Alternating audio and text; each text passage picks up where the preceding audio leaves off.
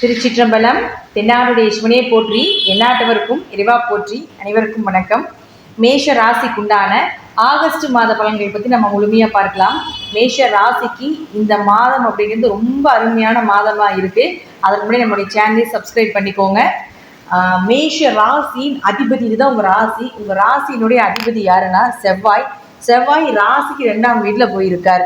2ஆம் இடம் அப்படிங்கிறது தனஸ்தானம். இந்த மாதம் 26ஆம் தேதி வரைக்கும் இருக்கிறார். யாரோட சேர்ந்து இருக்கார்னா பாக்கியாதிபதியாக இருக்கக்கூடிய குரு பகவானோட சேர்ந்து இருக்கார். அப்போ இது வருடத்திற்கு ஒரு முறை வரக்கூடிய பலன் தான். அதுல பாயிண்ட் நம்பர் 1 பாக்கியாதிபதியோட உங்களுடைய ராசி அதிபதி சேர்ந்து இருக்கிறது. 2வது பாருங்க, உங்களுக்கு குலதெய்வம். நம்ம எல்லாருக்குமே எத்தனை தெய்வங்கள் வழிவிட்டாலும் குலதெய்வம் வழிபடணும். அப்பதான் நமக்கு எல்லா காரியங்களும் ஜெயமாகும். அதுவும் வருடத்தில் ஒரு முறை தான் நம்ம குலதெய்வ ஸ்தானம் வலுவா இருக்கக்கூடிய மாதத்துல போய் வழிபாடு பண்ணா மிகப்பெரிய யோக காலமா இருக்கும். அதே போல இந்த மாதம் குலதெய்வங்கிறது 5ஆம் இடம். அந்த குலதெய்வ ஸ்தானாதிபதி யாருன்னா சூரியன். இந்த சூரியன் பாருங்க 16ஆம் தேதிக்கு மேல 5ஆம் இடத்துக்கு வருகிறார். அப்போ இந்த 16ஆம் தேதிக்கு மேல மிகப்பெரிய யோக காலத்தை இந்த மேஷ ராசி அனுபவிப்பார்கள். அது மட்டும் இல்லாம உங்களுடைய குடும்பம், குழந்தை, இது எல்லாமே 5ஆம் இடம் அப்படிங்கிறதுனாலையும் இது சார்ந்த விஷயங்கள் எல்லாமே உங்களுக்கு சக்சஸ் கொடுக்கறதுக்கு உண்டான அமைப்பு இந்த மாதம் இருக்கு. இது வருடம் ஒரு முறை வரக்கூடிய ஒரு சிறப்பான மாதமாக இருக்கு. மேஷ ராசிக்காரர்கள் பயன்படுத்தி கொள்ளுங்கள். இப்போ மேஷ ராசிக்கு ராசி அதிபதியும் அதே போல 8ஆம் அதிபதினு சொல்லக்கூடிய செவ்வாய் 2ஆம் வீட்டில் இருக்கார். அப்போ 8 2க்கு வந்தாலே மறைமுக பணம்னு சொல்றோம். அதே போல திடீர் பண வரவு, வெளியே ஏதாவது பணம் கொடுத்துட்டு வராமல் நின்றுட்டு இருக்குது, ரொம்ப டார்ச்சராக இருக்குது, ரொம்ப நாளாக எங்களுக்கு அது சார்ந்து ஏதாவது ஒரு மைண்டு பிரச்சனையாகவே இருக்குது அப்படின்னு நீங்கள் நினச்சிங்கன்னா இந்த மாதம் நீங்கள் கொஞ்சம் மூவ் பண்ணீங்கன்னா அந்த வெளியே கொடுத்துருக்கிற பணம் எல்லாமே உங்களுக்கு திரும்பி வர்றதுக்கு உண்டான வாய்ப்பை இந்த மேஷ ராசிக்கு செவ்வாய் ஏற்படுத்தி கொடுப்பார். அது மட்டும் இல்லாமல் 9ஆம் அதிபதினு சொல்லக்கூடிய குருவோட ராசி அதிபதி செவ்வாய் சேரும் பொழுது குரு மங்கள யோகம் வேலை செய்யும். குரு மங்கள யோகம் 26ஆம் தேதி வரைக்கும் இருக்கும். இந்த 26ஆம் தேதி வரைக்கும் பெயர், புகழ், மதிப்பு, எங்கே போனாலும் ஒரு செல்வாக்காக இருக்கக்கூடிய ஒரு அமைப்பு. நீங்கள் சொல்கிற பேச்சு, உங்களுடைய பேச்சுக்கு மரியாதை, உங்களுடைய வாக்கு சித்தி அதிகமாகிறது, இதெல்லாமே சிறப்பான பலனாக இருக்கும். இப்போ வாக்கால தொழில் செய்யக்கூடிய மேஷ ராசி அன்பர்களுக்கு இந்த மாதம் உங்களுடைய திறமைக்கும் உங்களுடைய பேச்சுக்கும் உங்களுடைய அங்கீகாரத்துக்கும் உண்டான பண வரவு, வருமானம் நிச்சயமாக கிடைக்கும். அதே போல் 3 மற்றும் 6ஆம் அதிபதினு சொல்லக்கூடிய புதன் பாருங்க உங்களுடைய ராசிக்கு 4ஆம் வீட்டில் இருக்கார். பொதுவாக ராசிக்கு 4ஆம் வீட்டில் இருந்தால் அந்த இடத்துல வக்ரமாக இருக்கார். 5ஆம் தேதியிலிருந்து 28ஆம் தேதி வரைக்கும் வக்ரமாகிறார். ஸோ புதன் வக்ரமானா கொஞ்சம் கூட பிறந்தவங்ககிட்ட கொஞ்சம் கவனமாக இருங்க. கடன், வம்பு வழக்குகள், இது சார்ந்த விஷயங்கள் எல்லாமே கொஞ்சம் வர்றதுக்கு வாய்ப்புகள் உண்டு. அதனால் அதுலேயும் கொஞ்சம் கவனமாக இருங்க. ஏன்னா புதன் உங்களுக்கு உத்தியோக ஸ்தானாதிபதியாக இருக்கிறதுனால வேலையிலேயே கொஞ்சம் ப்ரெஷர் அதிகமாக இருக்கும். வேலை பழுக்கள் ரொம்ப ஜாஸ்தியாக இருக்கும். அதனால் ஒரு 5ஆம் தேதியிலிருந்து 28ஆம் தேதி வரைக்கும் புதன் வக்ரமாகும் பொழுது கொஞ்சம் கவனமாக ஹேண்டில் பண்ணுங்க அப்படிங்கிறத நம்ம தெரிஞ்சுக்கணும். அடுத்தது பாருங்க சூரியன்.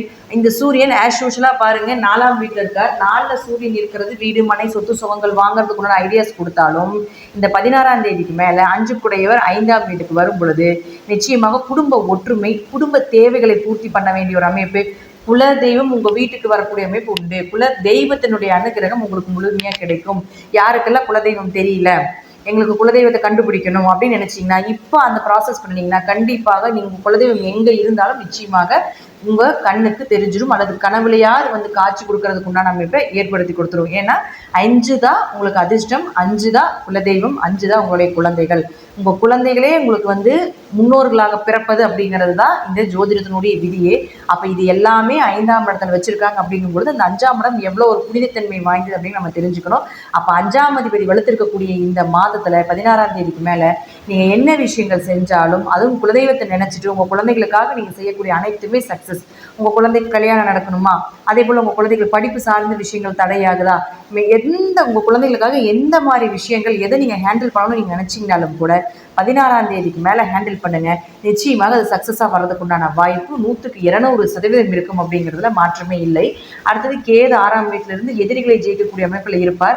மேஷராசிக்கு பொதுவாக 6ஆம் இடத்துல கேது இருக்கும்பொழுது வேலையில் கொஞ்சம் பிரச்சனைகள், கடன் சார்ந்த பிரச்சனைகள், இதெல்லாமே கொஞ்சம் அனுபவிக்க வேண்டிய சூழ்நிலைகள் இப்போ போயிட்டு இருக்கும். ஆனால் ஒன்றும் பிரச்சனை இல்லை.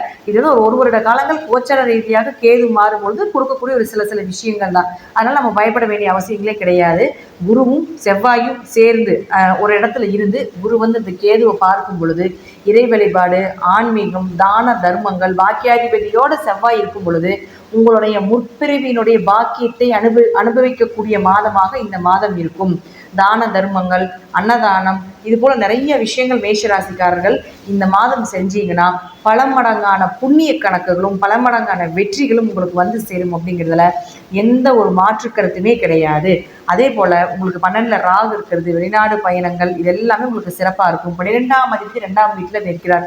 அப்போ 12ஆம் அதிபதி 2ஆம் வீட்டில் நின்னாலே உங்களுக்கு வெளிநாட்டு வருமானம், பிளாக் மணி சம்மந்தப்பட்டது, மறைமுக பணம், ஷேர் மார்க்கெட் சம்மந்தப்பட்டது, இது போல உழைப்பில்லாத காசு இந்த வருடம் முழுவதும் உண்டு அப்படிங்கிறதுலையும் நல்லா நம்ம தெரிஞ்சுக்கலாம். சனி பகவான் உங்களுடைய வக்ரமாக இருக்கார். அதற்குண்டான வக்ர பயிற்சி, ராகுகேது பயிற்சி, குரு பயிற்சி எல்லாமே நான் கொடுத்துருக்கேன். அதையும் நீங்கள் பாருங்கள். அதையும் பார்க்கும் பொழுது உங்களுக்கு சிறப்பான ஒரு பலன் அப்படிங்கிறது கண்டிப்பாக கிடைக்கும். இந்த மாதம் மேஷ ராசிக்கு பண வரவு, குடும்ப ஒற்றுமை, குழந்தைகளுடைய எதிர்காலத்திற்கு உண்டான பணம், குழந்தைகளுக்கு உண்டான தேவைகள், குடும்ப தேவைகள், நீங்கள் என்னெல்லாம் நினைக்கிறீங்களோ அது எல்லாமே 26ஆம் தேதி வரைக்கும் நீங்கள் நினைத்ததை விட மிக பிரம்மாண்டமாக வரக்கூடிய அமைப்பு இந்த மேஷ ராசிக்கு உண்டு. வாழ்த்துக்கள், நன்றி. மீண்டும் ஒரு நல்ல பதிவில் சந்திக்கலாம். உங்களுடைய தசாபுத்தியை மட்டும் பார்த்துக்கோங்க. தசாபுத்தி நல்லா இருந்தால் நான் சொல்வதை விட மிக ஒரு பிரம்மாண்டமான வாழ்க்கை இந்த கிரகங்கள் நிச்சயமாக ஏற்படுத்தி கொடுக்கும். திருச்சிற்றம்பலம், தில்லையம்பலம், ஸ்ரீ நரசிம்ம திருவேலி சரணம்.